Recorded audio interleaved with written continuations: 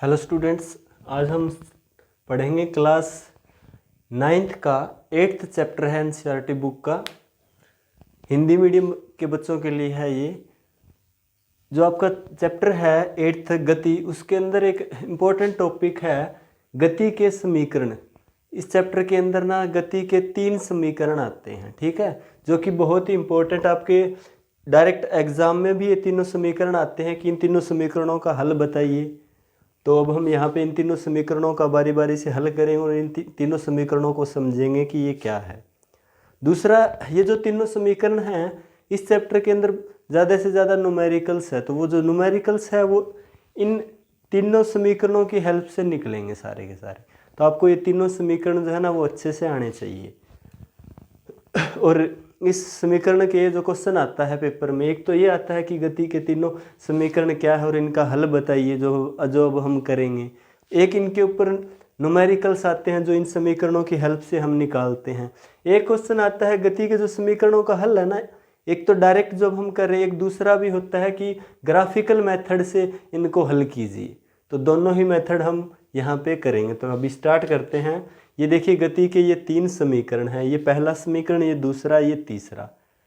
पहला समीकरण क्या है? v = u + at। और यहाँ पे v क्या है? यहाँ पे v है अंतिम वेग। अंतिम वेग। u क्या है? u है प्रारंभिक वेग। क्या है? प्रारंभिक वेग। a क्या है? a है त्वरण। और t क्या है?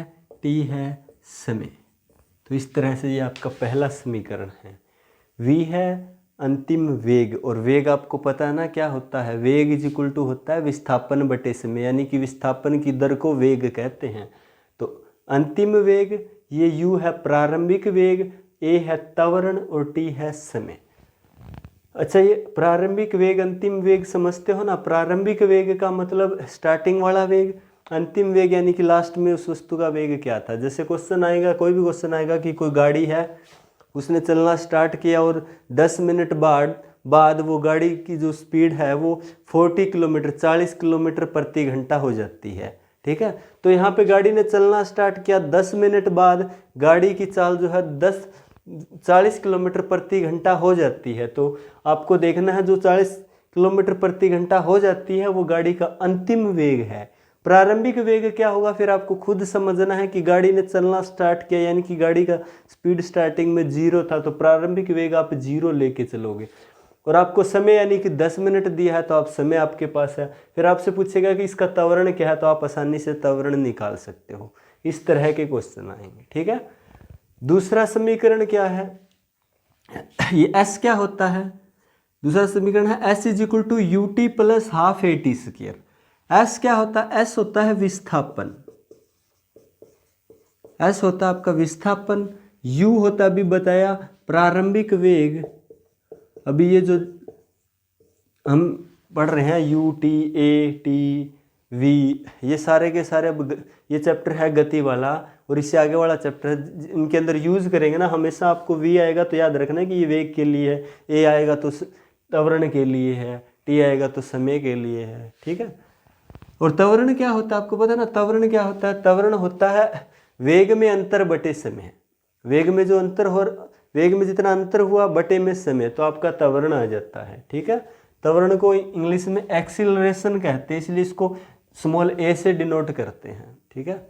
एक्सीलरेशन समझते हो? एक्सीलरेशन का मतलब, जो बाइक होता है, बाइक एक्सीलरेटर होता है, कार के एक्सीलरेटर होता है। बाइक एक्सीलरेटर इस तरह से करेंगे तो स्पीड उसका इंक्रीज हो जाता है, इस तरह से करते हैं तो डिक्रीज हो जाता है, ठीक है। अभी देखिए s क्या है? यहाँ पे विस्थापन है, u प्रारंभिक वेग है, और t क्या है? t समय है। और a क्या है? अभी बताया ऊपर त्वरण है, और t क्या है? फिर से समय है, ठीक है। तो ये आपका सेकंड इक्वेशन है। थर्ड इक्वेशन है 2as = v² - u²। अब देखिए 2 तो कांस्टेंट आपको पता है, a क्या है? a यहाँ पे त्वरण है, s क्या है? विस्थापन है, और v क्या है? v है अंतिम वेग। अंतिम वेग। और u क्या है, प्रारंभिक वेग। इस तरह से ये तीनों समीकरण है, और ये तीनों समीकरण किसी न्यूमेरिकल्स में कैसे लगती है, कैसे यूज होती है, वो हम करेंगे जब न्यूमेरिकल्स करेंगे तो आपको बताते जाएंगे। ठीक है, तीनों समीकरण आपको अच्छे से याद करना है। अब बारी बारी से इन तीनों को हल करते हैं। ठीक है, अब हम पहले करते हैं पहले समीकरण का हल।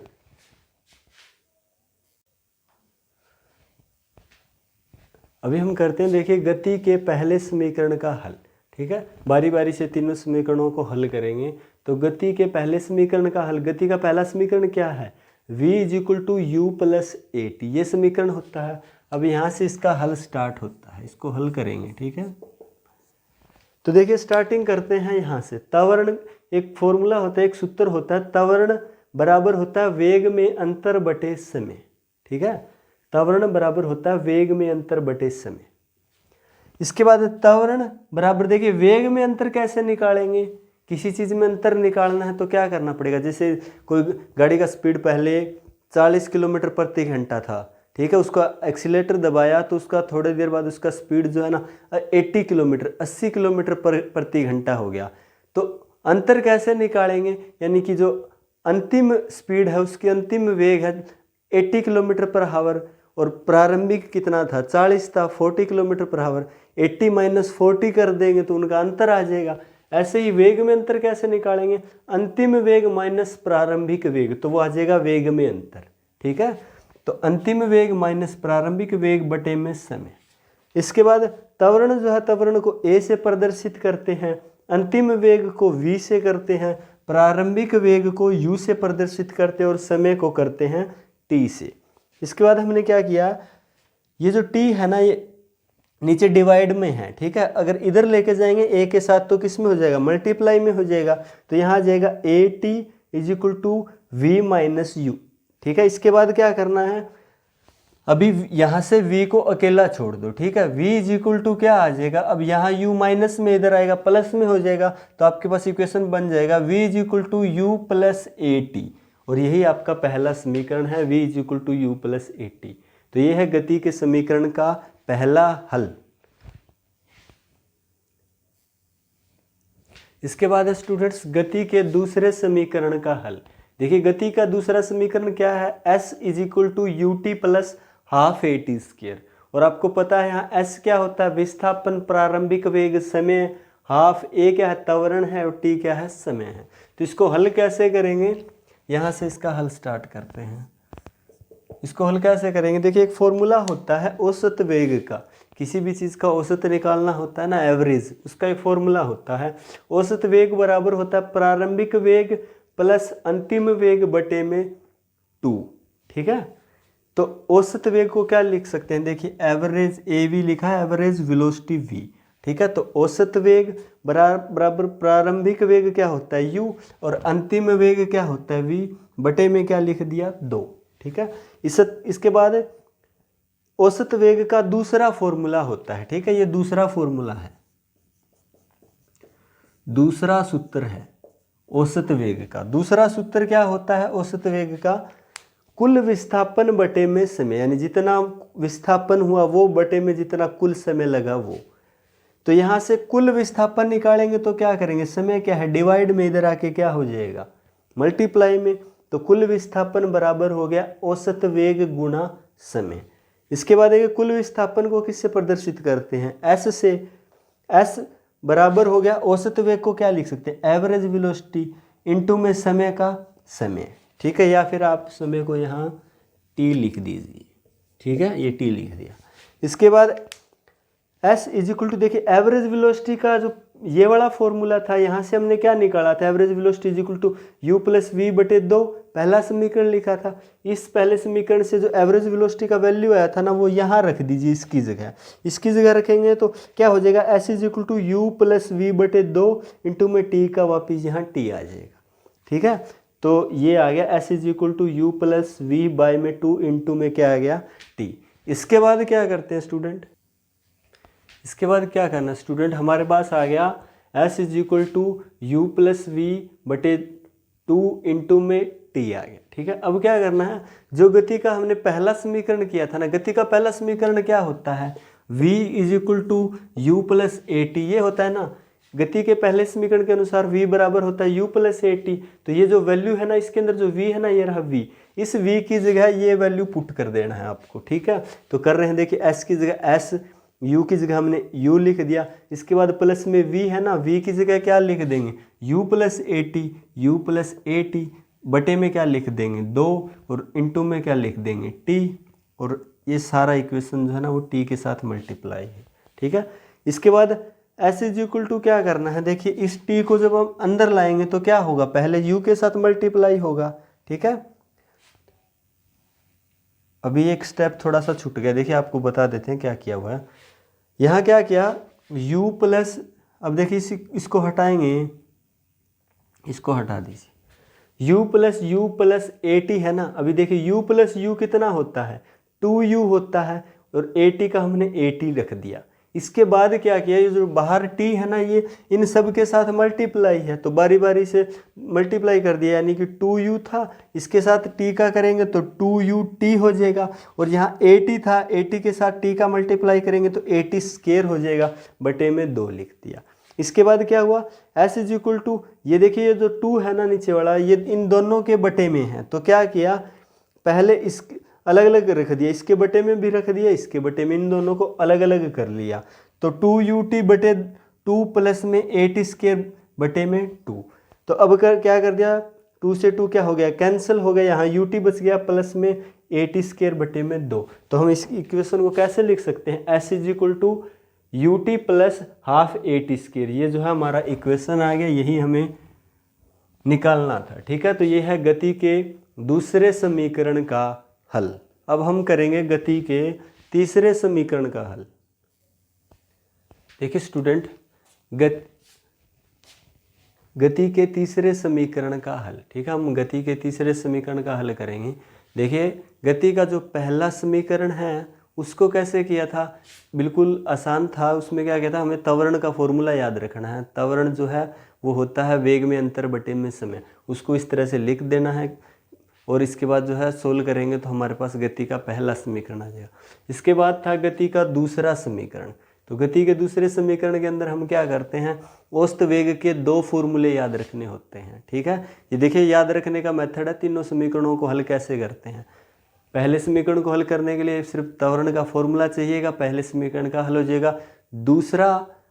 दूसरा समीकरण यानी दूसरा समीकरण है तो इसके अंदर देखिए 2 फॉर्मूले यूज होंगे, और दोनों के दोनों किसके होंगे, औसत वेग के।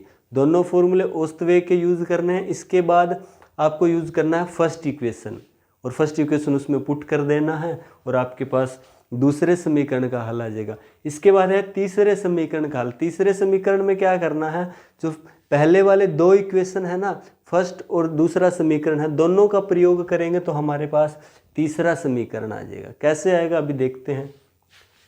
तीसरा समीकरण क्या है, 2as is equal to v square minus u square. हमें ये निकालना, इसको हल करना, ये फॉर्मूला बनाना है, ठीक है। क्या तो स्टार्ट करते हैं, यहाँ से इसका हल है। देखिए गति का दूसरा समीकरण क्या था, गति के दूसरे समीकरण के अनुसार था s is equal to u t plus half a t square, ठीक है। और फिर गति का पहला समीकरण क्या था, गति का पहला समीकरण था v is equal to u plus a t. ये दोनों आपको पता है, यहाँ लिख लेना है। दूसरा समीकरण फिर पहला समीकरण, इन दोनों का यूज करेंगे और हमारे पास आ जाएगा तीसरा समीकरण। कैसे आएगा देखते जाइए। अब देखिए v is equal to u plus a t होता है ना, हमें क्या करना है, t का वैल्यू निकालना है। यहाँ से कैसे निकालेंगे, देखिए जो ए टी है इसको यहाँ अकेला छोड़ दीजिए, u को इधर ले जाएंगे, यहाँ प्लस का इधर जाके क्या हो जाएगा माइनस का, तो a t is equal to v minus u हो जाएगा। इसके बाद t को अकेला छोड़ देंगे, ठीक है, t चाहिए हमें, t को अकेला छोड़ देंगे तो a यहाँ देखिए किस में है, मल्टीप्लाई में है, तो इधर आके किस में हो जाएगा, डिवाइड में, तो t is equal to v minus u बटे a हो जाएगा।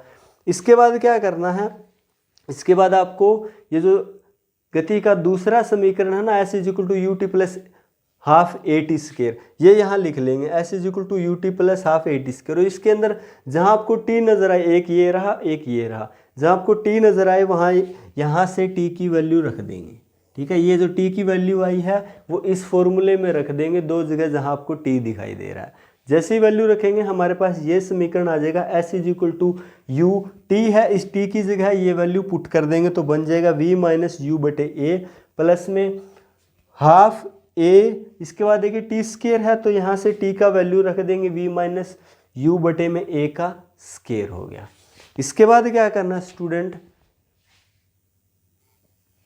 अब क्या करना स्टूडेंट, हमारे पास आ गया s is equal to u into v minus u बटे ए प्लस में हाफ ए इंटू में v minus u by a का स्केयर। ठीक है, इसके बाद आपको क्या करना है, देखिए u ये बाहर है, इसके साथ क्या है मल्टीप्लाई में है, तो u का इसके अंदर इन सब के साथ मल्टीप्लाई कर देना है। इसके साथ करेंगे तो uv, इसके साथ करेंगे माइनस का u स्केयर हो जाएगा, u इंटू में u स्केयर अपॉन में a आ गया। इसके बाद प्लस में, इसके बाद में हाफ a, इसके बाद में v minus u by a का होल स्केयर। तो आपको क्या करना है, यहाँ एक फॉर्मूला यूज़ करना है, एक फॉर्मूला होता है a माइनस बी का होल स्केयर। इसको देखिए हम ऐसे लिख सकते हैं ना, v माइनस यू का स्केयर अपॉन में a का स्केयर, ऐसे लिख सकते हैं ना इस चीज़ को। तो देखिए v माइनस यू का होल स्केयर अपॉन में a स्केयर हो जाएगा। इसके बाद देखिए ये फॉर्मूला बनता है a माइनस बी का होल स्केयर। आप मैथ में फॉर्मूला होता है a माइनस बी का whole square is equal to होता है a square plus b square minus 2ab। तो वही हमें यूज़ करना है यहाँ पे। ठीक है, तो क्या करेंगे, यहाँ a स्केयर यानी कि v square plus b square यानी कि यू स्केयर माइनस 2ab यानी कि माइनस 2uv अपॉन में a का इधर स्केयर हो जाएगा। तो देखिए a स्केयर आ गया आपका, ये जो ऊपर वाला स्केयर है ऊपर इसके साथ भी है और इसके साथ भी है, इसलिए a का नीचे स्केयर हो जाएगा। इसके बाद क्या करते हैं, s is equal to uv minus u square upon में a, और यहाँ क्या करते हैं, देखिए ये a से a का स्केयर कैंसिल हो जाएगा, यहाँ क्या बचेगा नीचे 2a लिख दिया, ऊपर वाला आप सेम लिख दीजिए। ठीक है, इसके बाद क्या करना है, s इज इक्वल टू, इन दोनों का एलसीएम लेना है। एलसीएम लेंगे तो देखिए a है 2a, एलसीएम कितना आएगा 2a आएगा। इसके बाद यहाँ a है, यहाँ 2a, यानी कि ऊपर वाले को 2 से क्या करना पड़ेगा मल्टीप्लाई करना पड़ेगा। तो 2uv minus 2u square plus में सेम लिख दीजिए सारा इस तरह से। तो अभी क्या करना है आपको, 2uv से 2uv कैंसिल हो जाएगा, ये माइनस का है ये प्लस का है। इसके बाद आपके पास क्या बचेगा, देखिए 2a है ना, इधर डिवाइड है, इधर आएगा तो मल्टीप्लाई में हो जाएगा। तो इसको ऐसे लिख सकते हैं ना, 2as इज इक्वल टू, आपके पास क्या बचा, इधर देखिए माइनस का 2u स्केयर है प्लस का u स्केयर है। तो देखिए आपके पास जो बचेगा v स्केयर माइनस क्या बचेगा, माइनस का u स्केयर। तो यही फॉर्मूला था जो हमें क्या करना था, सोल्व करना था। तो ये थर्ड इक्वेशन आ गया मोशन का गति का।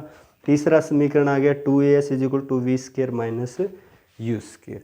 तो ये है स्टूडेंट तीनों समीकरण और इनके हल, जो आपको जो है आपके एग्ज़ाम में डायरेक्ट क्वेश्चन भी आ जाते हैं कि तीनों समीकरणों का हल बताइए, या फिर इन तीनों समीकरणों को याद रखिए। आप जो न्यूमेरिकल्स करेंगे इनके अंदर इनका बहुत ज़्यादा यूज़ है। Okay, thank you class.